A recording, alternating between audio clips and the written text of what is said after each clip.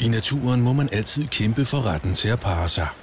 Selv for mennesket, som i nogle tilfælde kan have samme mage hele livet, er det et kompliceret parringsspil, hvor kønnene konstant må arbejde for at tiltrække sig den andens opmærksomhed. Her har vi hannen.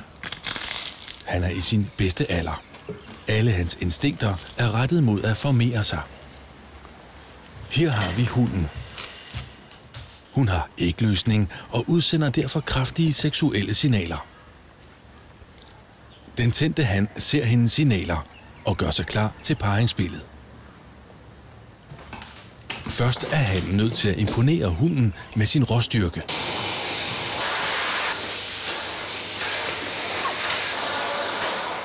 Og vise, at han kan skaffe mad til hende. En 24 med ekstra ost. Hunden fastholder hele tiden mandens opmærksomhed med sin skønhed. Hvis det ikke er nok, må hunden med subtile fysiske tegn vække hannens interesse igen og gøre ham opstemt. Nu begynder hannen sin parringsdans for hunden. Hun er meget imponeret. Men hvad er nu det? En yngre han har fået forvildet sig ind på territoriet.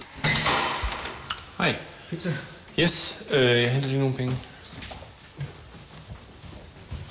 Pludselig får han færden af hunden.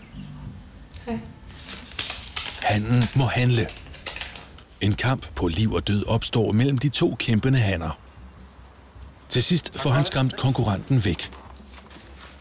Yes. Og territoriet er endnu en gang sikret. Når faren er over, kan parret endelig trække sig tilbage, så selve parringen langt om længe kan gå i gang. Og sådan vil livets cyklus altid fortsætte fra generation til generation for artens overlevelse.